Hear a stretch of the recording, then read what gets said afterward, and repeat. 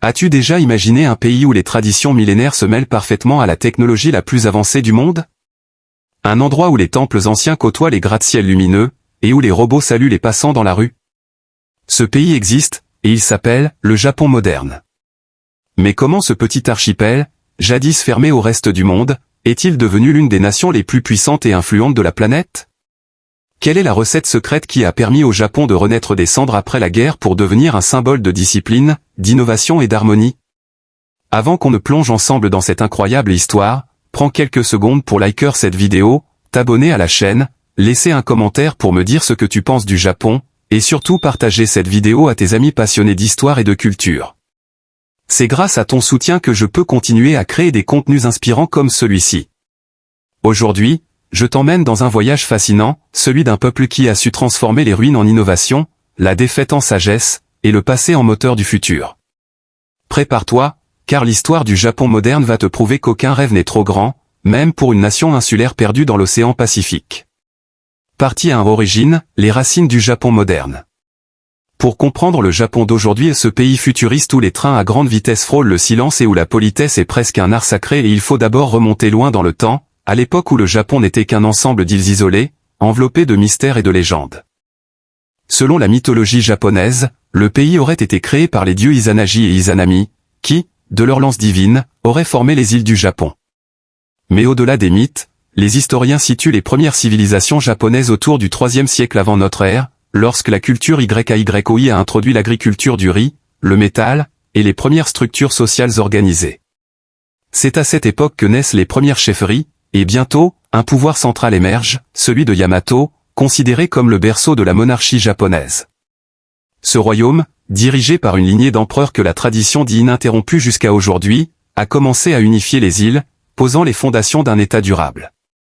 Et c'est là que naît la figure presque mystique de l'empereur du Japon, perçu non pas comme un simple chef, mais comme un descendant direct de la déesse du soleil, Amaterasu. Une croyance qui imprégnera profondément l'identité du pays pendant des siècles. À partir du VIe siècle, le Japon s'ouvre à de nouvelles influences. En provenance de Chine et de Corée arrive le bouddhisme, l'écriture, et des formes avancées d'administration. Ces apports vont profondément transformer la société japonaise, qui commence à combiner le spirituel et le pragmatique d'une manière unique. Le bouddhisme zen, notamment, enseignera la maîtrise de soi et la recherche de l'équilibre intérieur, des valeurs qui deviendront plus tard la base de la culture japonaise moderne, la patience, la discipline et la perfection dans chaque geste. Mais l'histoire du Japon n'est pas linéaire. Après une longue période d'influence chinoise, le pays entre dans ce qu'on appelle l'époque féodale. Le pouvoir impérial s'affaiblit, laissant place à une société dominée par les samouraïs, ces guerriers guidés par le Bushido, le code d'honneur. Les clans se disputent le contrôle du territoire, plongeant le Japon dans des guerres internes incessantes. Pourtant, c'est dans ce chaos que se forge la mentalité japonaise, courage, loyauté, et sens du devoir. Puis, au XVIIe siècle, un tournant décisif survient, le shogunat Tokugawa s'impose et ferme presque totalement le pays au reste du monde. Pendant plus de 2 siècles, le Japon vit en autarcie. Aucun étranger ne peut entrer, et aucun Japonais ne peut sortir. Cette isolation volontaire, connue sous le nom de sakoku, va paradoxalement renforcer l'unité du peuple. Le Japon se recentre sur lui-même, perfectionne ses arts, affine sa culture, et cultive un mode de vie d'une précision et d'une harmonie extraordinaire. Mais au milieu du XIXe siècle, tout bascule. En 1853, les navires noirs du Commodore américain Matthew Perry accostent dans la baie d'Edo, aujourd'hui Tokyo. Le Japon découvre brutalement la puissance industrielle et militaire de l'Occident. Cette rencontre forcée avec le monde moderne provoque un choc immense, et une question cruciale, comment un pays si fermé peut-il survivre face à des puissances coloniales prêtes à tout dominer? C'est le début d'une ère nouvelle. Les Japonais comprennent qu'ils doivent changer et vite. En 1868, une révolution pacifique met fin au shogunat. L'empereur Meiji reprend le pouvoir et lance la restauration de Meiji, un processus qui transformera radicalement le pays. Le Japon abandonne le féodalisme, modernise son armée, son industrie, son système éducatif, et s'ouvre enfin au monde. En quelques décennies seulement, un pays autrefois médiéval devient une puissance moderne, prête à rivaliser avec l'Occident. C'est à ce moment précis que naît ce qu'on peut appeler le Japon moderne, un peuple entre tradition et innovation, entre sabre et science, entre le passé et le futur. Partie 2 Agéodore, la renaissance du soleil levant. Lorsque l'empereur Meiji monte sur le trône en 1868, le Japon entre dans une période qui changera à jamais son destin. Imagine un pays qui, en quelques décennies, passe du sabre à la vapeur, du kimono au costume occidental, et des rizières aux rails de chemin de fer. Cette transformation, connue sous le nom de restauration de Meiji, marque le début de l'âge d'or du Japon moderne. Le mot d'ordre est simple, wakonise, ce qui signifie l'esprit japonais, techniques occidentales. En d'autres mots, le Japon veut adopter la technologie et le savoir de l'Occident, sans jamais renier son âme, son identité ni sa culture. Dès lors, des milliers d'étudiants japonais sont envoyés en Europe et aux États-Unis pour apprendre les sciences, l'ingénierie, la médecine et les stratégies militaires. À leur retour, ils apportent avec eux un savoir immense, que le Japon adapte à sa propre vision. Les écoles se modernisent, les usines se construisent, et les villes se transforment. Tokyo devient le symbole de cette révolution silencieuse. Mais ce n'est pas tout.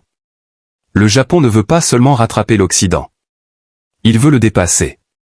En quelques années, le pays crée une armée moderne, une marine puissante, et entre dans le cercle fermé des grandes puissances mondiales. Les victoires militaires du Japon contre la Chine en 1895 et contre la Russie en 1905 stupéfient la planète. C'est la première fois qu'un pays asiatique bat une puissance européenne. Le monde comprend alors que le Japon n'est plus une nation isolée, mais une force montante, fière et redoutable. Cet âge d'or n'est pas seulement militaire. Il est aussi culturel et artistique. Les écrivains, les poètes, les artistes et les architectes s'inspirent à la fois de la tradition et de la modernité. Des figures comme Natsume Seki, l'un des plus grands romanciers japonais, peignent dans leurs œuvres le choc entre l'ancien et le nouveau monde. L'art japonais, notamment à travers les ukiyo, les célèbres estampes, et la céramique, fascine l'Europe. Même des peintres occidentaux comme Van Gogh ou Monet s'inspirent de ces styles venus du pays du soleil levant.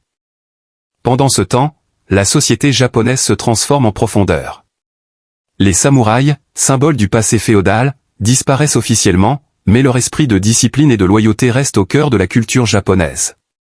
Les familles adoptent de nouveaux modes de vie, les femmes accèdent peu à peu à l'éducation, et les villes s'illuminent à l'électricité. Dans les années 1930, le Japon est devenu une grande puissance industrielle et militaire, au même niveau que la France, l'Allemagne ou la Grande-Bretagne. Son industrie automobile et navale explose, sa population augmente, et son économie devient la plus dynamique d'Asie. Le Japon rêve alors d'un empire asiatique sous sa bannière, d'un monde où le soleil levant guiderait toute la région. Mais derrière cette modernisation éclatante, une tension grandit. Le pays, avide de ressources naturelles pour nourrir son expansion, entre en rivalité avec les puissances occidentales. Cette soif d'expansion conduira bientôt à des choix dramatiques, qui feront basculer le Japon dans la guerre. Pourtant, cet âge d'or a laissé une marque indélébile. C'est à cette époque que le Japon forge son identité moderne, un équilibre entre tradition et innovation, entre discipline et progrès, entre respect et ambition. Cet esprit, né à l'ère Meiji, continue encore aujourd'hui de guider le Japon, dans sa technologie, sa culture et sa vision du monde. C'est le moment où le pays du soleil levant s'est levé pour de bon, et où il a prouvé qu'avec la détermination et la sagesse, même une île isolée pouvait illuminer le monde entier. Partie 3 aux grands dirigeants, les architectes du Japon moderne. Derrière chaque transformation historique se cachent des hommes et des femmes visionnaires. Et l'histoire du Japon moderne n'aurait jamais été la même sans une poignée de dirigeants courageux, stratèges et profondément dévoués à leur nation. Des empereurs sacrés aux premiers ministres modernes, tous ont contribué, chacun à leur manière, à façonner le Japon que nous connaissons aujourd'hui. L'empereur Meiji, 1867-1912. Le premier nom qui résonne, c'est bien sûr celui de l'empereur Meiji, le père du Japon moderne. Son règne symbolise la renaissance du pays. Lorsqu'il accède au trône, le Japon est encore un royaume féodal fermé au monde. Mais sous son impulsion, tout change. Meiji comprend que la survie du Japon passe par une transformation totale, politique, économique et sociale. C'est lui qui abolit le système des classes, modernise l'armée, réforme l'éducation et adopte une constitution inspirée de l'Allemagne. Il encourage les industries modernes, développe les chemins de fer, les ports, et introduit les institutions démocratiques. Mais surtout, il insuffle à tout un peuple une idée simple et puissante, le Japon doit devenir l'égal des grandes puissances. Sous son règne, le pays connaît un élan de patriotisme sans précédent. Meiji ne gouverne pas comme un monarque autoritaire, mais comme un symbole sacré autour duquel le peuple se rassemble. Quand il meurt en 1912, le Japon pleure non seulement un empereur, mais un véritable père fondateur de la modernité. L'empereur Hirohito, Showa, 1926-1989. Quelques décennies plus tard, un autre nom entre dans l'histoire, l'empereur Hirohito, connu sous l'ère Showa.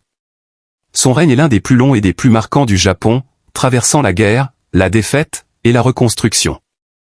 Durant les années 1930 et 1940, Hirohito devient une figure complexe. Sous son règne, le Japon s'engage dans une politique d'expansion militaire, conquérant la Mandchourie, envahissant la Chine, puis affrontant les États-Unis pendant la Seconde Guerre mondiale. L'attaque de Pearl Harbor en 1941 plonge le Japon dans un conflit mondial dont il sortira brisé. Les villes sont détruites, Hiroshima et Nagasaki sont frappées par la bombe atomique, et l'Empire s'effondre. Mais ce qui rend Hirohito fascinant, c'est ce qui se passe après la guerre. Sous l'occupation américaine, il renonce à son statut divin et devient un monarque constitutionnel. Son image se transforme, d'un symbole impérial de guerre, il devient un symbole de paix et de stabilité. Sous son règne, le Japon renaît de ses cendres et entre dans une ère de croissance économique phénoménale. C'est le Japon des années 1960, celui des trains à grande vitesse, de Tokyo en pleine expansion, et des Jeux Olympiques de 1964, le Japon qui éblouit le monde. Shigeru Yoshida et les bâtisseurs de l'après-guerre. Après la guerre, des politiciens comme Shigeru Yoshida, Premier ministre à plusieurs reprises, jouent un rôle essentiel.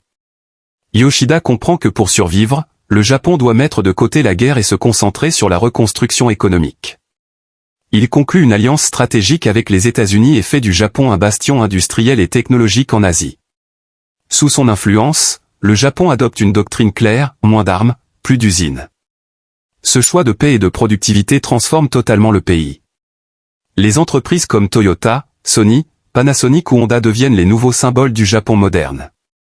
Et dans le monde entier, Made in Japan devient synonyme de qualité, précision et innovation. L'empereur Akihito, 1989-2019. Enfin, plus récemment, l'empereur Akihito, fils de Hirohito, incarne un Japon tourné vers la paix et l'humanité. Premier empereur à épouser une femme du peuple, il humanise la monarchie et rapproche l'empire du peuple. Sous son règne, le Japon s'affirme comme une nation pacifiste, moderne et respectée à travers le monde. Ainsi, du sabre impérial de Meiji au sourire bienveillant d'Akihito, chaque dirigeant a laissé une empreinte unique. Ces hommes ont bâti non seulement un pays, mais une âme nationale, un modèle d'équilibre entre progrès et tradition, entre force et sagesse. Le Japon moderne, c'est l'héritage de leurs rêves, de leurs sacrifices et de leurs visions. Et grâce à eux, le soleil levant continue de briller, guidant le monde avec calme et détermination. Partie 4 Défi ET crise, quand le soleil levant vacille. L'histoire du Japon moderne n'est pas seulement une ascension triomphante. C'est aussi une histoire de blessures profondes, de défaites, de catastrophes et de renaissances spectaculaires. Car, comme le dit un vieux proverbe japonais, Nana Korobi, Yaoki tombe cette fois, relève-toi 8. Et le Japon, plus que tout autre pays, a prouvé qu'il savait se relever, encore et encore. Les guerres et le militarisme, le prix du pouvoir. Au début du XXe siècle, grisé par ses victoires contre la Chine et la Russie, le Japon rêve d'un empire asiatique. Sous l'impulsion de généraux nationalistes, il se lance dans une expansion rapide, la Corée, la Mandchourie, puis la Chine tout entière deviennent des cibles. L'armée japonaise devient redoutable, animée par une idéologie de supériorité nationale et par le code d'honneur des anciens samouraïs. Mais cette course à la conquête finit par aveugler le pays. En 1941, le Japon attaque Pearl Harbor, entrant ainsi dans la Seconde Guerre mondiale. Au début, la nation paraît invincible. Ses avions, ses soldats et ses marins se battent avec une détermination inouïe. Mais face à la puissance industrielle des États-Unis, le Japon s'épuise. Les bombardements intensifs détruisent les villes, la famine s'installe, et la guerre devient un cauchemar. Puis, le 6 et le 9 août 1945, deux noms vont hanter à jamais la mémoire japonaise, Hiroshima et Nagasaki. Les bombes atomiques réduisent ces villes en cendres. Des centaines de milliers de civils meurent instantanément, d'autres succombent plus tard aux radiations. Le Japon capitule. L'empire s'effondre. L'armée est dissoute. Le pays est occupé par les forces américaines. C'est la plus grande défaite de son histoire. Mais aussi le début de sa plus grande renaissance. La reconstruction, du chaos à la prospérité. Sous la direction de l'empereur Hirohito et du premier ministre Shigeru Yoshida, le Japon choisit la paix et la reconstruction. L'économie devient la priorité absolue. Les États-Unis, désireux d'un allié stable en Asie, soutiennent la reconstruction à travers des investissements massifs et des transferts technologiques. En moins de 30 ans, le Japon accomplit un véritable miracle économique. De 1950 à 1980, il devient la deuxième puissance économique mondiale. Les entreprises japonaises dominent les marchés mondiaux, automobiles, électroniques, robotiques. Les marques comme Toyota, Sony, Honda, Nikon et Panasonic deviennent les emblèmes d'un Japon travailleur, discipliné et innovant. Mais cette réussite fulgurante a un prix. Les travailleurs vivent sous une pression constante. La culture du Karshi, la mort par surmenage, devient tristement célèbre. La société japonaise se modernise, mais perd parfois le lien humain et spirituel qui l'unissait autrefois. Les crises du Japon contemporain. À partir des années 1990, le Japon connaît un nouveau choc, la bulle économique éclate. Après des décennies de croissance rapide, les banques s'effondrent, la bourse s'écroule, et le pays entre dans ce que l'on appelle la décennie perdue. Le chômage augmente, les salaires stagnent, et la jeunesse perd confiance en l'avenir. Mais le pire est encore à venir. En 2011, le Japon est frappé par l'un des pires désastres de son histoire, le séisme et le tsunami de Fukushima. Des vagues géantes dévastent la côte nord-est, détruisent des milliers de maisons, et provoquent une catastrophe nucléaire sans précédent. Le monde entier retient son souffle. Pourtant, face à l'horreur, le peuple japonais reste calme, digne, solidaire. Les images de citoyens alignés, attendant patiemment de l'eau ou de la nourriture sans chaos ni violence, marquent les esprits. Une fois encore, le Japon montre sa plus grande force, la résilience. L'esprit de la Renaissance. Aujourd'hui, malgré le vieillissement de sa population, la dette publique et les défis économiques, le Japon reste debout. Il innove, s'adapte et inspire. Son peuple n'a jamais cessé de croire en l'avenir, en travaillant avec humilité et persévérance. Car au Japon, chaque crise n'est pas une fin, mais une leçon. Et chaque chute est une invitation à se relever, plus fort, plus sage, plus humain. Le soleil levant n'a jamais cessé de briller. Partie 5 aux chutes ou transformations, le Japon, du phénix à la sagesse. Après les flammes de la guerre, les bombes et les tragédies naturelles, beaucoup auraient cru que le Japon ne se relèverait jamais. Et pourtant, comme un phénix renaissant de ses cendres, le pays du soleil levant a su transformer chaque chute en une métamorphose. L'histoire du Japon moderne n'est pas celle d'une chute brutale, mais celle d'une transformation profonde, lente et majestueuse. Ce pays n'a jamais cessé de se réinventer, changeant sans trahir son âme. De l'Empire à la nation pacifique. Après 1945, le Japon abandonne définitivement son rêve impérial. La nouvelle constitution de 1947, rédigée sous supervision américaine, transforme le pays. L'empereur devient un symbole d'unité et non plus un chef militaire, et l'article 9 interdit toute guerre offensive. Ainsi naît un Japon pacifiste, qui décide de se battre non plus avec des armes, mais avec le savoir, la technologie et le travail. Cette transformation radicale fait du Japon un modèle unique. Une nation capable d'assumer ses fautes passées tout en bâtissant un avenir tourné vers la paix. Plutôt que de dominer, le Japon choisit d'inspirer. La métamorphose économique et sociale. Dans les décennies qui suivent, le Japon connaît une transformation spectaculaire. Ses villes s'élèvent vers le ciel, Tokyo, Osaka, Nagoya deviennent des mégapoles futuristes. Le Shinkansen, le train à grande vitesse inauguré en 1964, symbolise cette nouvelle ère, rapide, précis, et en avance sur son temps. Mais ce changement ne se limite pas à la technologie. Le Japon se transforme aussi dans sa mentalité, le travail collectif, la discipline, le respect et la modestie deviennent les piliers de la société. Le pays crée un équilibre rare entre tradition et modernité, des temples millénaires au cœur de métropoles numériques. Cependant, cette transformation n'est pas sans sacrifice. Le rythme de vie devient intense, la pression professionnelle écrasante, et la natalité chute.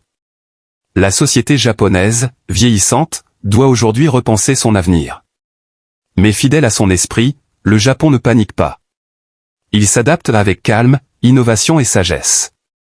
Robots soignants, intelligence artificielle, villes écologiques, le Japon transforme même ses défis en opportunités. De la honte à la sagesse. Après la guerre, le Japon a longtemps porté le poids de son passé, Hiroshima, Nagasaki, la colonisation, les crimes de guerre. Mais au lieu d'effacer son histoire, il en a fait une leçon morale universelle. Aujourd'hui, le Japon est l'un des plus grands défenseurs de la paix mondiale, de la coopération internationale et du développement durable. Cette transformation intérieure est sans doute la plus belle de toutes. D'un empire dominateur, le Japon est devenu un mentor silencieux pour le monde. Il ne crie pas sa puissance, il la montre par l'exemple.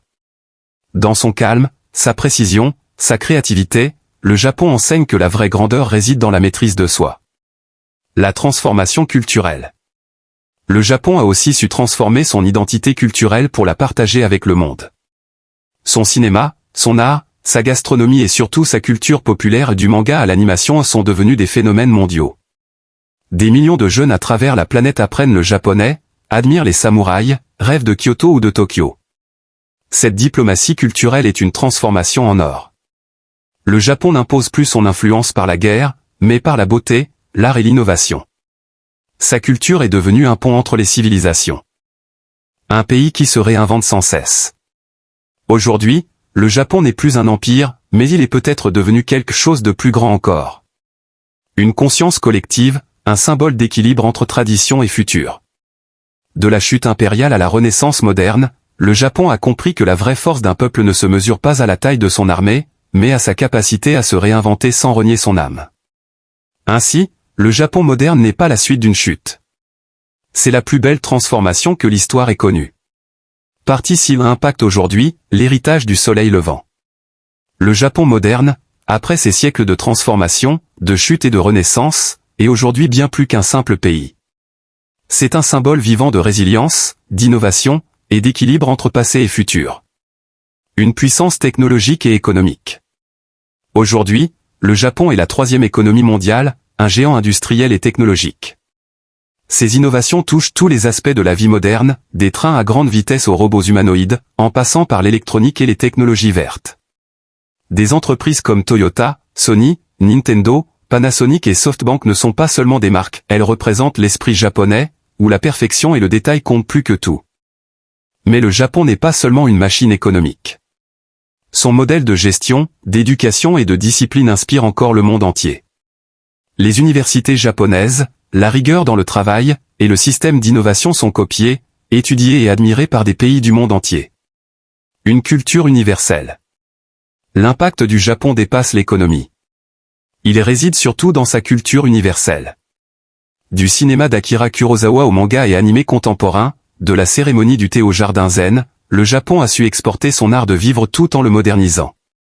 Aujourd'hui, des millions de personnes à travers le monde apprennent le japonais, s'inspirent des philosophies du zen, et admirent les arts traditionnels comme le kintsugi, l'art de réparer la céramique brisée avec de l'or, symbole parfait de résilience. Le Japon moderne enseigne que la beauté peut naître de la fragilité, que la discipline peut être poétique, et que l'innovation peut coexister avec la tradition. Un modèle de résilience et de développement durable. Le Japon est aussi un exemple frappant de résilience face aux catastrophes naturelles. Tremblements de terre, tsunamis, typhons, le pays fait face à la nature avec des technologies de pointe, une planification minutieuse et une solidarité exemplaire. Les leçons de Fukushima ont transformé le Japon en un modèle mondial pour la sécurité nucléaire et la gestion des crises. Dans un monde qui change rapidement, le Japon montre que la patience, la discipline et la persévérance sont des forces aussi puissantes que l'innovation et la technologie. Une identité culturelle vivante. Malgré la modernité et la mondialisation, le Japon conserve fièrement ses traditions. Les festivals comme Gion Matsuri, les sanctuaires Shinto, les arts martiaux, la calligraphie, et les rites du thé continuent de former l'âme du pays. Cette capacité à préserver le passé tout en embrassant le futur est peut-être le plus grand héritage du Japon moderne. C'est ce mélange unique de discipline et créativité, d'ancien et de moderne, de force et de douceur, qui rend le Japon fascinant aux yeux du monde. Un message pour le monde. Le Japon moderne n'est pas seulement un pays à visiter ou à admirer. C'est une leçon vivante de résilience, de créativité et d'équilibre. Il nous montre que la grandeur ne réside pas dans la conquête ou la domination, mais dans la capacité à apprendre du passé, à se réinventer et à inspirer les autres. Du petit archipel isolé aux mégapoles brillantes et aux innovations qui changent le monde, le Japon reste un phare, un pays qui a transformé chaque crise en opportunité, chaque défaite en leçon, et chaque tradition en force universelle. Conclusion inspirante et appel à l'action. Le Japon moderne est bien plus qu'un pays, c'est un voyage à travers le temps, une histoire de courage, de résilience et d'innovation. De ses mythiques origines à l'ère Meiji, des guerres et catastrophes aux renaissances économiques et culturelles, le Japon a su transformer chaque défi en opportunité. Il nous montre qu'un peuple peut se réinventer sans renier son âme, que l'échec peut devenir la source de la plus grande grandeur, et que la tradition et la modernité peuvent coexister en parfaite harmonie. Aujourd'hui, Tokyo brille parmi les métropoles futuristes du monde, la culture japonaise influence des millions de personnes, et la discipline et la créativité de ses habitants inspirent l'humanité. Le Japon nous enseigne que la vraie force ne réside pas seulement dans le pouvoir ou la richesse, mais dans la capacité à apprendre, évoluer et inspirer les autres.